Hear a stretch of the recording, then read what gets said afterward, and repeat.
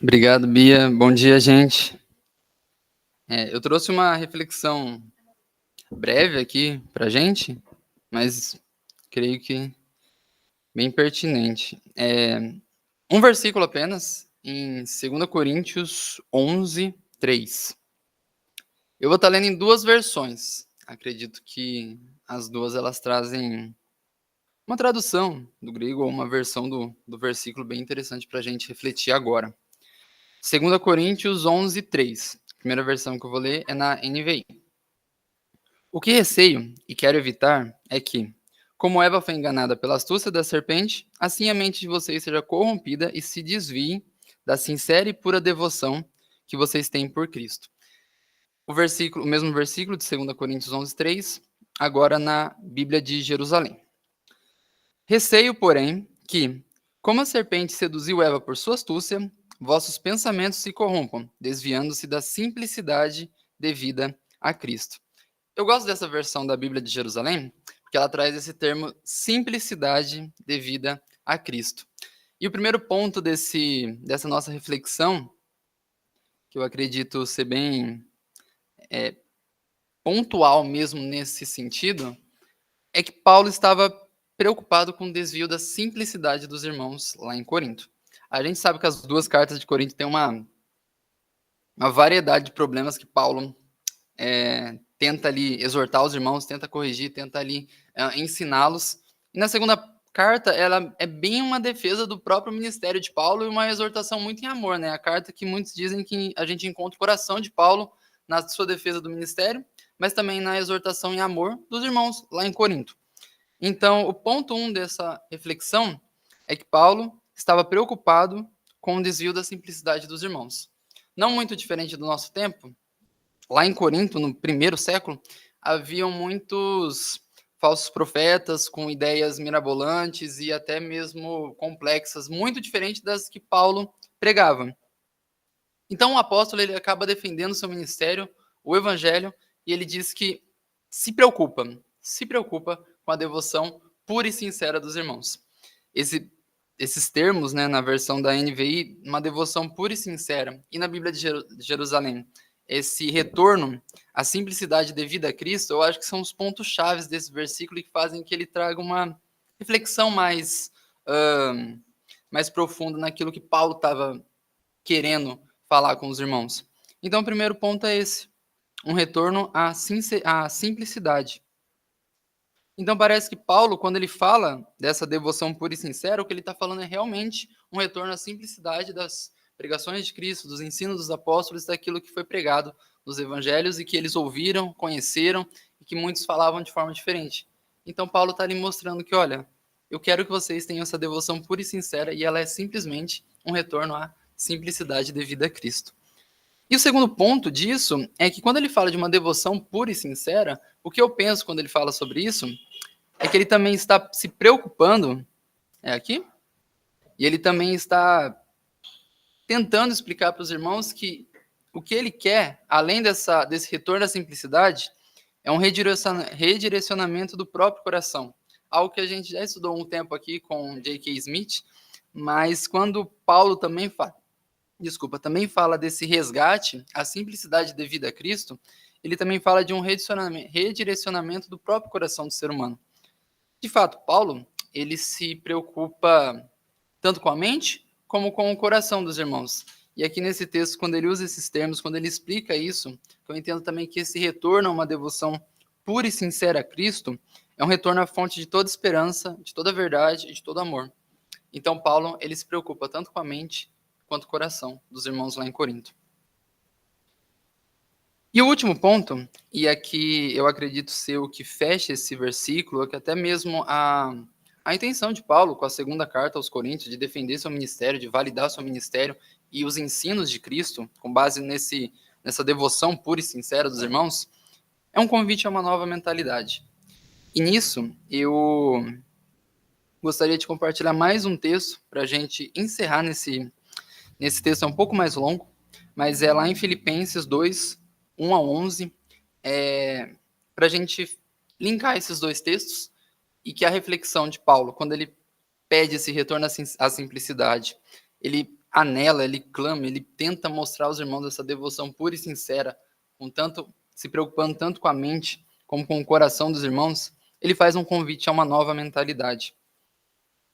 E eu vou estar lendo na NVI, Filipenses 2, do 1 ao 11. Diz assim a palavra de Deus. Portanto, se há algum encorajamento em Cristo, se há algum consolo de amor, se há alguma comunhão no Espírito, se há alguma afeição e compaixão, completem a minha alegria, tendo o mesmo modo de pensar, o mesmo amor, um só Espírito e uma só mente.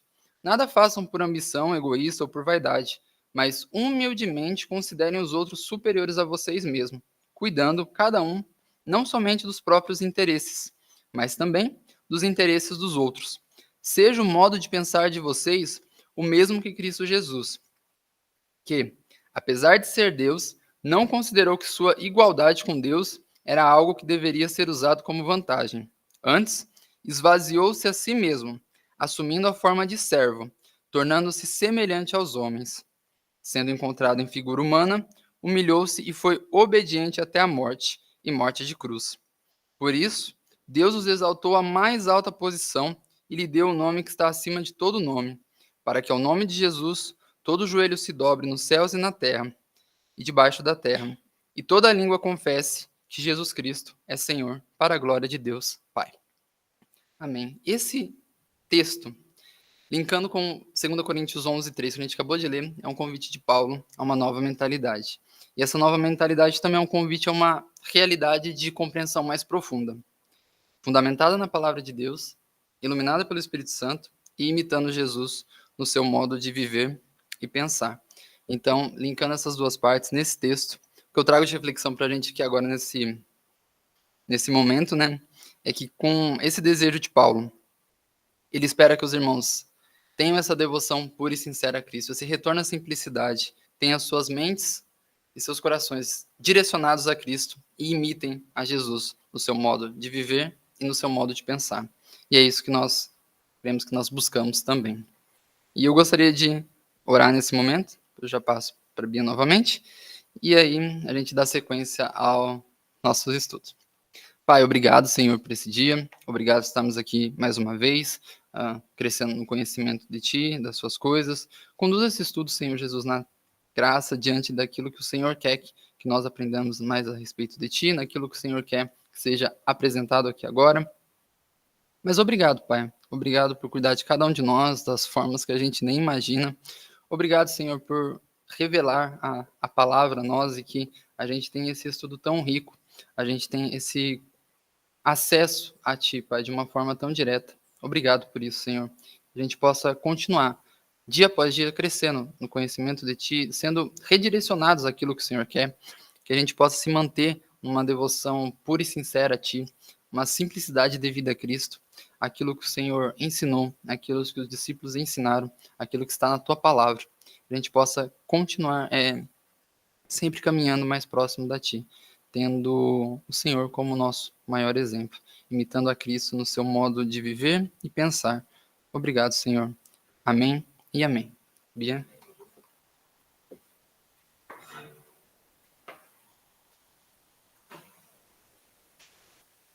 Obrigada, Mati, pela devocional. Então, nesse momento, a gente inicia nosso estudo. Antes de chamar a Ana Carla, queria só fazer uma oração bem rapidinha. Senhor Deus, obrigada, Pai, pela vida da Ana Carla, pelo coração dela. Senhor, que tomou o tempo dela durante a semana para se preparar, para ler, trazer esse estudo para a gente. Concede a ela toda a sabedoria e também toda a tranquilidade, Pai. Obrigada, Senhor, por este momento e te peço para que essa palavra frutifique nos nossos corações e que ela atinja lugares mais distantes do que aqui onde a gente está. É isso que eu te peço e também te agradeço, Pai. Em nome de Jesus. Amém.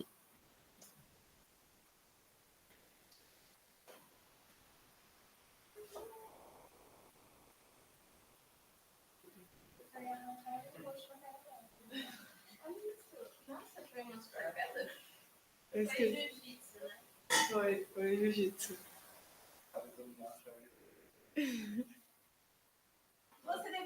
deixado. Você deveria ter deixado. Já falei que era. Gente, socorro. Dá pra ouvir ali? Acho que dá, né? Ou precisa chegar mais perto do microfone? Tá.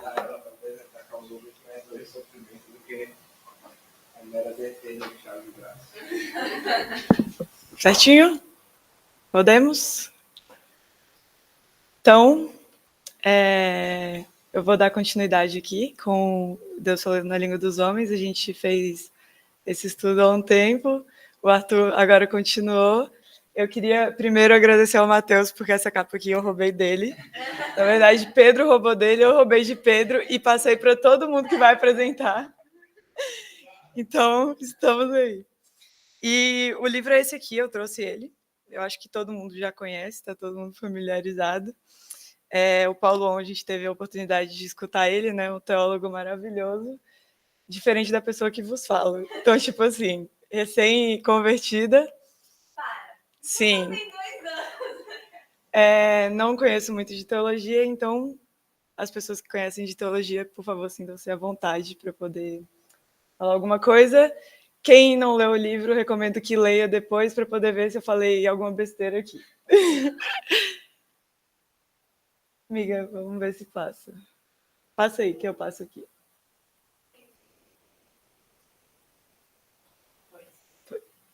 Então, a gente vai falar agora, a gente vai tratar do capítulo 10, que é Evangelhos Sinóticos, um problema que é a solução.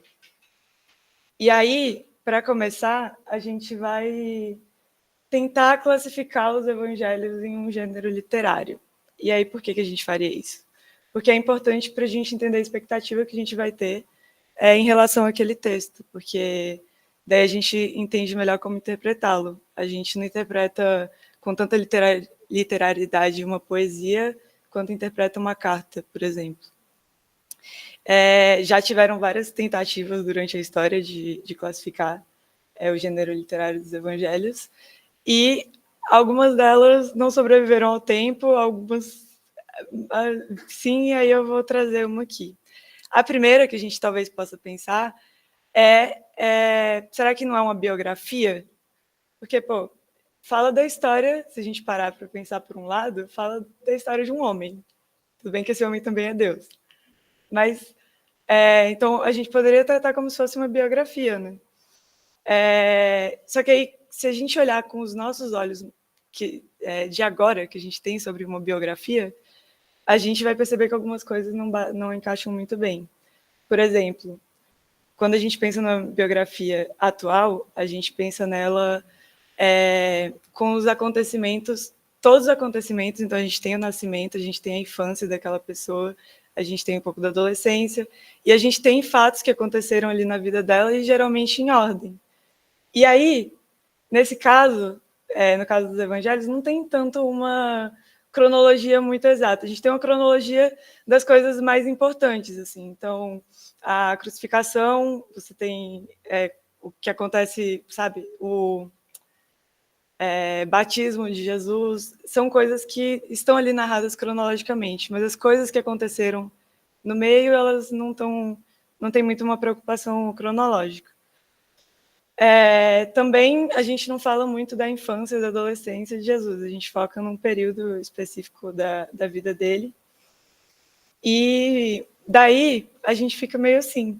Outra coisa também é que, aí é uma citação do Craig Bloomberg, que ele fala que a honestidade histórica no mundo antigo não era definida pelo grau de precisão científica ou citações exatas, as quais a nossa sociedade moderna valoriza.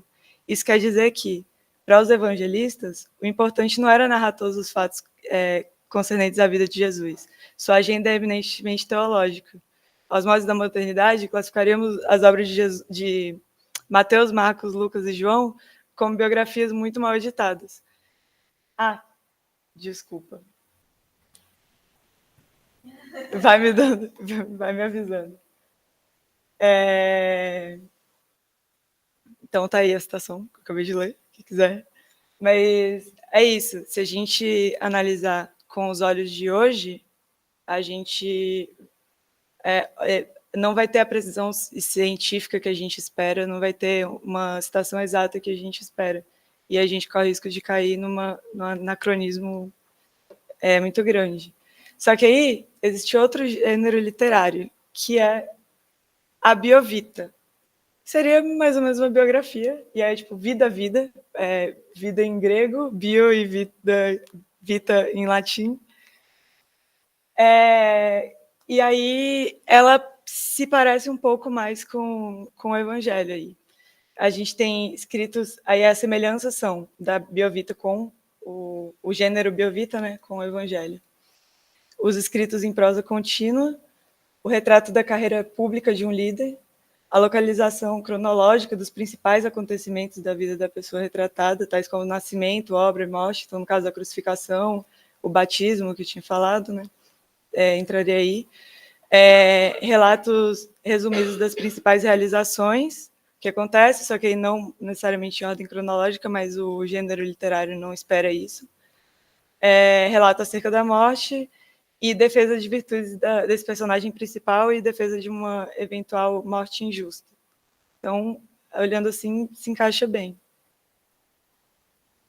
E aí a gente tem algumas diferenças, e as diferenças elas são mais para o sentido hebraico, assim, dos evangelhos, né?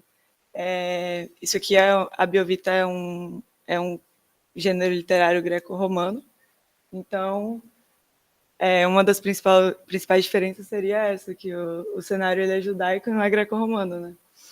E aí, além disso, os escritos bíblicos também não carregam muito material bibliográfico, a literatura judaica pós-bíblica também traz narrativas de personagens em particular, e também a forma como a narrativa biográfica ela é recheada de referências a uma narrativa muito maior. Ou seja, não é só, quando a gente fala do evangelho, a gente está falando de uma história maior ali. E o gênero literário biovita, ele se restringiria.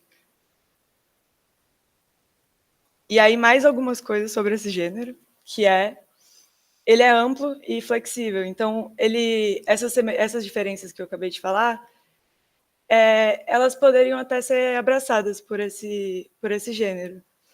Outra coisa é que o grau de confiabilidade, e aí quando a gente fala de um gênero literário, a gente pensa no grau de confiabilidade que esse gênero traz, porque isso vai variar também com o gênero, né? E aí esse grau de confiabilidade na biovita, um dos principais fatores que determina a confiabilidade seria a distância cronológica aqui. Eu mudei, né? Tá, mudei. Entre o autor e o biografado. Então, se eu tenho poucas gerações, como é no caso dos evangelhos, você tem uma maior confiabilidade. As testemunhas oculares ainda estavam vivas quando os evangelhos foram escritos. Algumas. Então, você tem uma grande confiabilidade.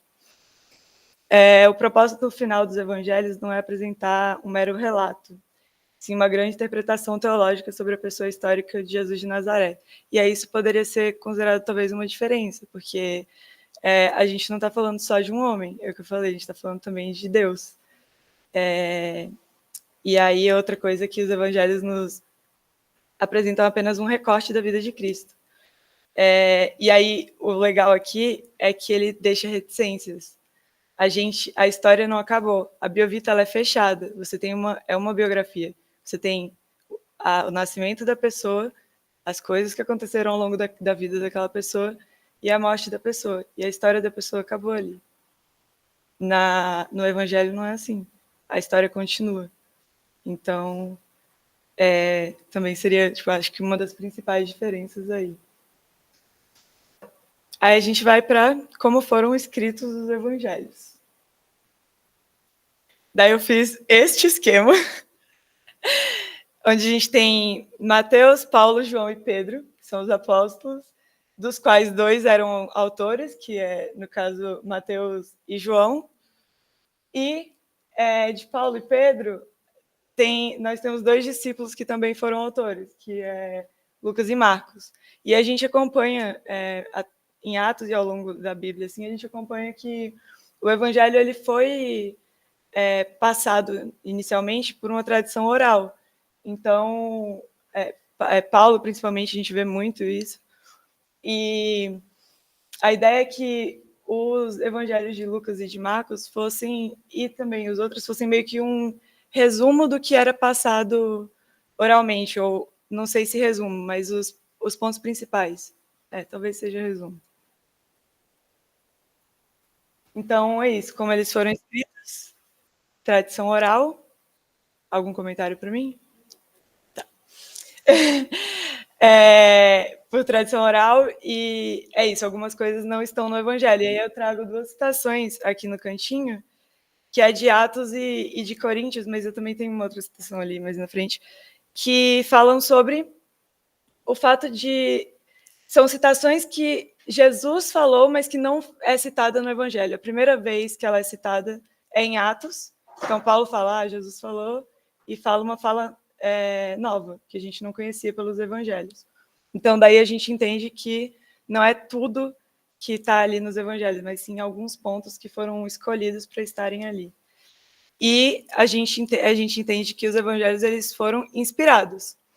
E aí o Paulo On traz uma coisa muito legal, porque a inspiração, a gente pensa na inspiração, pelo menos eu pensava assim, na inspiração como o autor está lá sentado, com uma velhinha do lado, meditando, e aí ele sente no coração que as palavras que vão sair, e aí ele vai escrevendo. E aí ele acaba de escrever, e ele tem certeza que aquilo ali está pronto, e é a palavra de Deus. E aí, o Paulo On traz uma visão um pouco diferente, que não necessariamente o que ser inspirado significa isso, significa você ter uma pessoa ali parada, sentada, escrevendo, e que a inspiração ela pode vir por outros meios. Isso pode ficar um pouco confuso agora, mas mais para frente eu acho que vai ficar um pouquinho mais claro. É a citação que eu falei. Há, porém, ainda muitas outras coisas que Jesus fez. Se todas elas fossem relatadas por uma pessoa, penso que nem o mundo inteiro caberiam livros que seriam escritos. Então, a gente entende aqui que realmente os pontos foram escolhidos, assim, não é toda a vida de Cristo. E aí a gente chega no problema sinótico. Eu vou beber uma água rapidinho.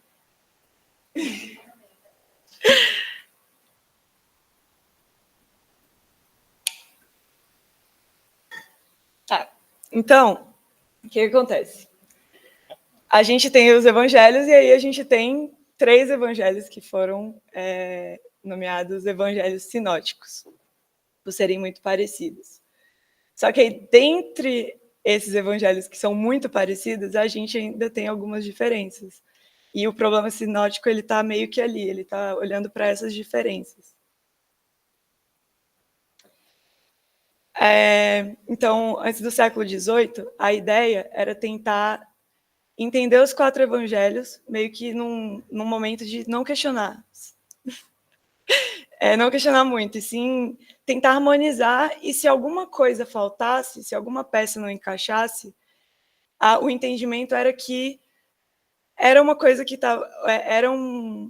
ainda não estava completo, ou realmente ainda faltava algum entendimento que viria. Era aceito essa pecinha faltando ali. E aí, na virada do século XIX, surge a ideia de que os evangelhos sinóticos eles têm que ser analisados em conjunto. E é isso porque Mateus, Marcos e Lucas apresentavam perspectivas parecidas sobre a vida e a obra de Cristo. Daí, antes disso também, tinha uma ideia de que o evangelho de Mateus, talvez ele tivesse vindo primeiro, por ser feito para os judeus e por estar em aramaico. E aí depois dessa virada, a gente tem essa outra ideia que talvez o evangelho de Marcos tenha vindo primeiro. E aí aqui são alguns argumentos que o Paulon apresenta lá. Ele é mais curto, então ele teria sido o primeiro, e depois os outros teriam se desenvolvido e detalhado em cima dele. Para mim foi um pouco contraintuitivo isso, porque na minha cabeça, se você tem uma coisa que foi... você se baseou em uma coisa, seria uma coisa muito maior, você foi lá e resumiu. Mas aparentemente, antigamente, no cânone, né, meu amor? 3? a galera fazia o seguinte, quando eles iam passar ou passar esse texto, geralmente tinha algum acréscimo, tinha alguma explicação, então era meio que o contrário. E aí, esse é um ponto. Outro ponto é que quase tudo nele é retomado nos outros textos, então esse material principal ele é raramente alterado. Ele é direcionado ao público gentil, que seria um ponto contra ele ter sido o primeiro. Só que ele preserva proporcionalmente a maior quantidade de expressões aramaicas. E aí a outra coisa é que a gramática dele é mais rudimentar. Então todas essas coisas apontam para que o Evangelho de Marcos tenha vindo primeiro. E por que isso é tão importante? Pensar em qual evangelho veio primeiro. Porque nós temos críticas no problema sinótico, e aqui são críticas no sentido crítico literário. Assim. E aí, a primeira crítica é a crítica da fonte, que é em qual medida, surgem essas dúvidas, né? Em qual medida os outros evangelhos se basearam nesse evangelho, que é o primeiro, que no caso é o de Marcos.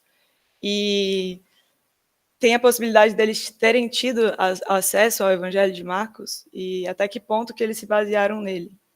E aí a gente vem com essa hipótese, que é a hipótese da fonte Q, que é fonte Q, porque Kelly, acho que é em latim, se eu não me engano, e aí significa fonte.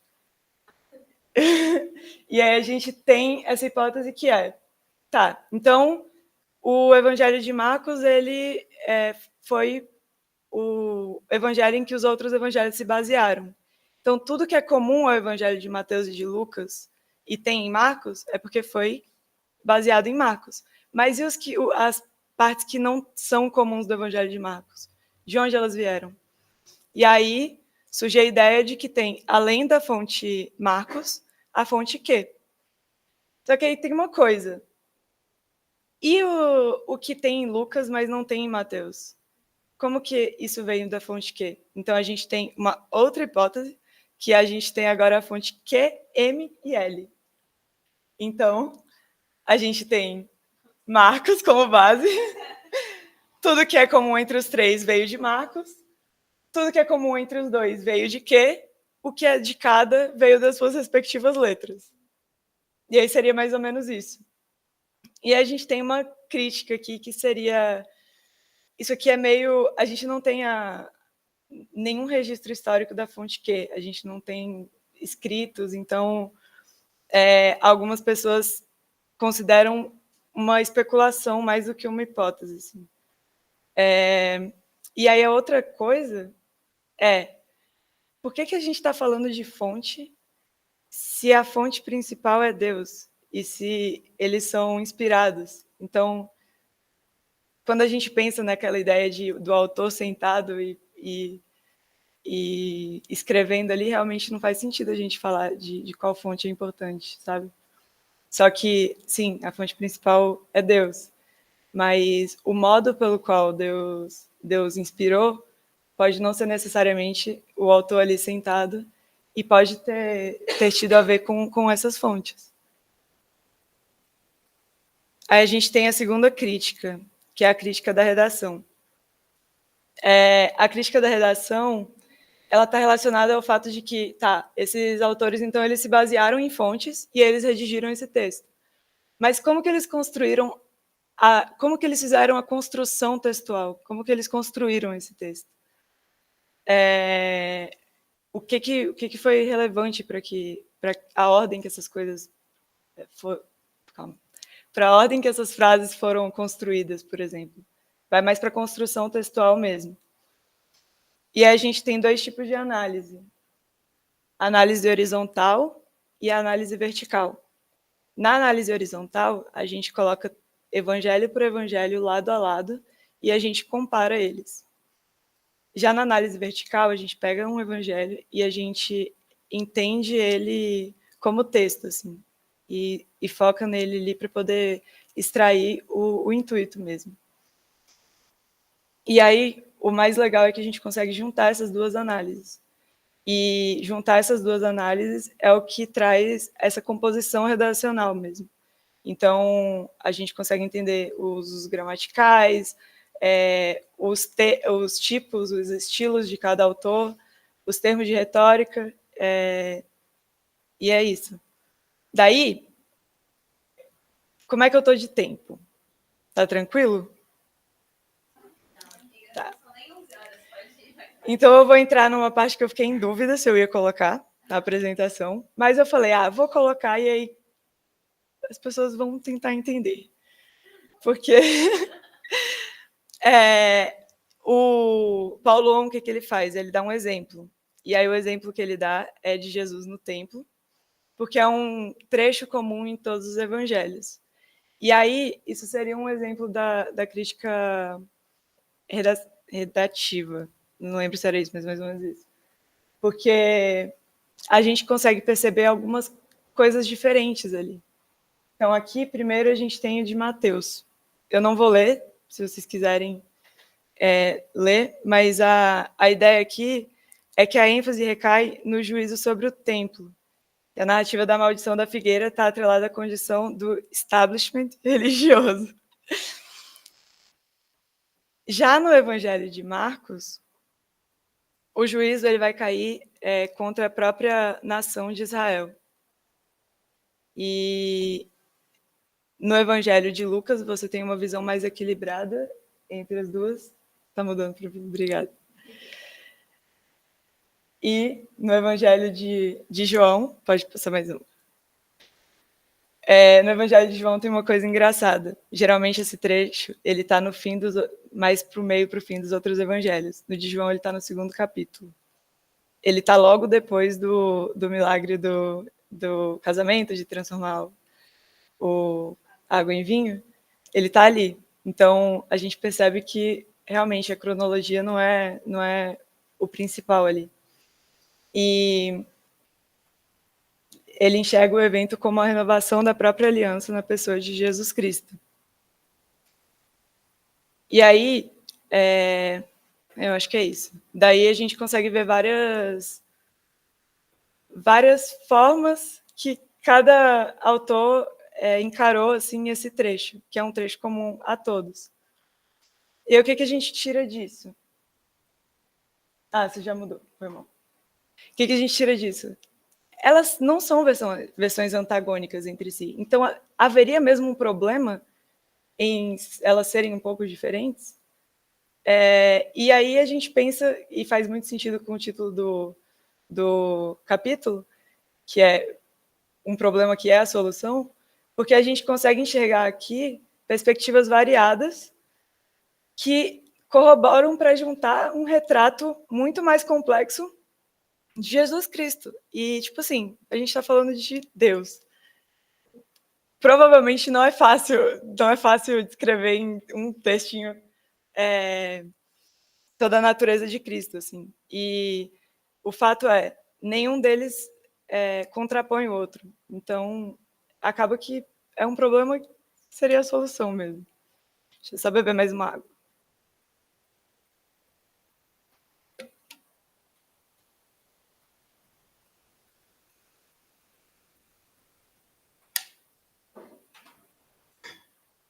Daí a gente entra na crítica da forma, que é a última, e que ela está associada a...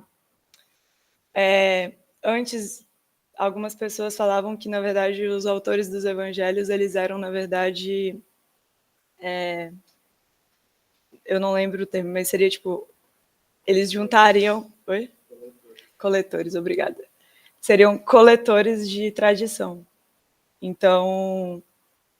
basicamente, eles estariam suscetíveis, e aí você me corrige se eu estiver errada, mas eles estariam suscetíveis ao contexto. Assim. Então, o evangelho estaria suscetível ao contexto. E aí, de alguma forma, sim, mas não do jeito que essa crítica é feita. Mas é porque a gente entende que houve uma ênfase teológica que cada autor deu para cada evangelho. E essa ênfase ela está ligada muito as necessidades e as dúvidas que tinha em cada contexto para cada pessoa, para cada grupo que aquele evangelho foi escrito, assim. Então, as questões que estavam em alta, as demandas que estavam em alta, os autores eles deram uma ênfase teológica para tentar chegar a essas demandas, né? E é isso, essas são as críticas. Daí a gente fala do Evangelho de João, que é um evangelho não tão diferente. E é uma coisa que eu ficava me perguntando, assim, por que o evangelho, por que os sinóticos, por que o Evangelho de João? E aí aqui o que ele fala é que não é que o Evangelho de João é muito diferente. E aí, talvez, isso aqui são minhas palavras, tá? Mas não é que o Evangelho de João é muito diferente, é que os outros são muito iguais. Então, por contraste, as diferenças que a gente tem no Evangelho de João, elas saltam aos olhos. E aí, a gente vai aprofundar um pouco em algumas dessas diferenças. E aí, um ponto o Evangelho de João ele é o mais recente. Ele foi entre 85 e 95. E provavelmente João teve acesso aos outros evangelhos. E aí, algumas coisas que corroboram para isso é que ele usa alguns termos que já estavam difundidos, talvez, nos outros evangelhos, como Messias, Cordeiro, Templo. E aí, o que João faz? Ele complementa algumas informações ausentes nos evangelhos sinóticos, especialmente sobre a divindade de Jesus. E aí, que é o ponto que casa muito com o que a gente tinha acabado de falar da crítica da fonte, que era uma demanda que estava surgindo ali. As pessoas elas estavam começando a construir os chamados gnósticos, mas eles chegariam mais na frente. Mas esse questionamento da divindade de Jesus ele estava muito em alta. E foi nesse contexto que o Evangelho de João surge. E aí é isso. Ele vem reafirmando a divindade de Cristo. E a gente consegue enxergar isso muito durante o Evangelho de João. E aí aqui tem uma citação que corrobora também para isso, que mas aquele João, último de todos, consciente dos fatos corporais que tinham sido apresentados nos evangelhos, foi impelido pelos seus discípulos e divinamente movido pelo Espírito a compor um evangelho espiritual. E aqui eu vou chamar de novo a ideia da inspiração. Porque aqui a gente pode pensar na inspiração como todo o contexto. Assim. O João sendo impelido tanto por querer escrever sobre Cristo, entender que aquelas demandas existiam na sociedade, se incomodar com elas, o próprio fato de haver essas demandas na sociedade, então de haver esse questionamento da divindade de Cristo, então tudo isso seria meio que parte dessa inspiração. Assim. E eu particularmente acho isso muito, muito mais bonito do que a ideia do autor sozinho lá. E aí tem uma própria citação de João. Na verdade, Jesus fez diante dos seus discípulos muitos outros sinais que não estavam escritos neste livro. Estes, porém, foram registrados para que vocês creiam que Jesus é o Cristo, o Filho de Deus, e para que, crendo, tenham vida em seu nome. Então, aqui a gente vê também esse intuito um pouco de João. Né? Esses, porém, foram registrados para que vocês creiam que Jesus é o Cristo, o Filho de Deus, e para que, crendo, tenham vida em seu nome. Eu acho que é isso. Aí a gente entra em algumas conclusões. Não sei se eu fui rápida, não sei. Mas vamos lá. São algumas, tá? A primeira.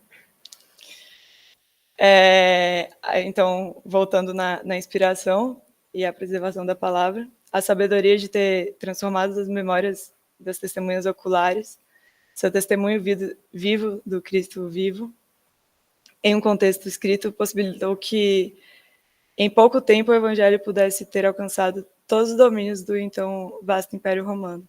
E aí é isso que eu ressalto, assim, a preservação a preocupação de Deus não só na inspiração, mas também na preservação da palavra, quando ela ainda estava em tradição oral e até na formação escrita do Evangelho. E a outra, que eu acho linda também, é que não é uma biografia, ou então não é uma biovita, porque ela não está fechada. Então, desde a tradição oral dos apóstolos, as histórias de Jesus mudaram o mundo de forma irreversível. Esse mesmo processo de difusão continua nos dias de hoje e perdurará até que Cristo retorne em glória. Quer tirar? Ah, foi. E a outra é que, acho que essa é a penúltima, tá? É que os evangelhos preservam as várias perspectivas complementares entre si, adotadas pelos apóstolos e seus associados acerca da pessoa de Cristo, considerando inclusive a relação dos sinóticos para o Evangelho de João. Jesus, como personagem real e histórico, não é alguém que podemos entender com facilidade. E aí a gente percebe que a forma que Deus escolheu revelar as informações do Evangelho não foi em um único texto, foi nos 4 textos, e cada texto do jeito que foi escrito, assim. E é isso, com as demandas que surgiram naqueles momentos. E é isso. Deixa eu ver se tem mais alguma coisa. Acho que é isso mesmo. E aí a gente tem, por último, uma citação do N.T. Wright, porque isso aqui é um estudo de Deus falou na língua dos homens, então não tem como não citar esse cara aqui que o Paulão cita durante o livro inteiro. Que ele fala que os 4 evangelhos, então, muito provavelmente não foram escritos para uma única comunidade, mas para quantos pudessem lê-los. E isso fala muito com essa última, sabe? E é isto.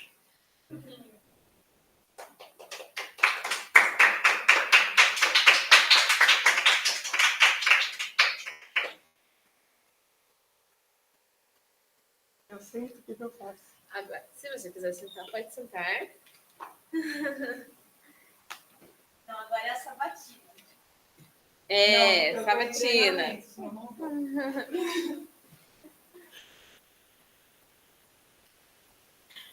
Obrigada, Ana.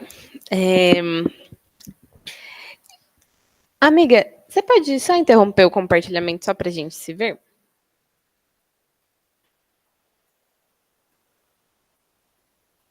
Ah, tranquilo. Se quiser deixar isso. Isso mesmo. Perfeito. Gente, agora é o momento em que a gente abre para discussão e para perguntas. Nesse momento a gente para a gravação, mas o Google Meet continua. Então, para quem estiver no Google Meet e quiser permanecer para a discussão, fiquem à vontade. A gente só para de gravar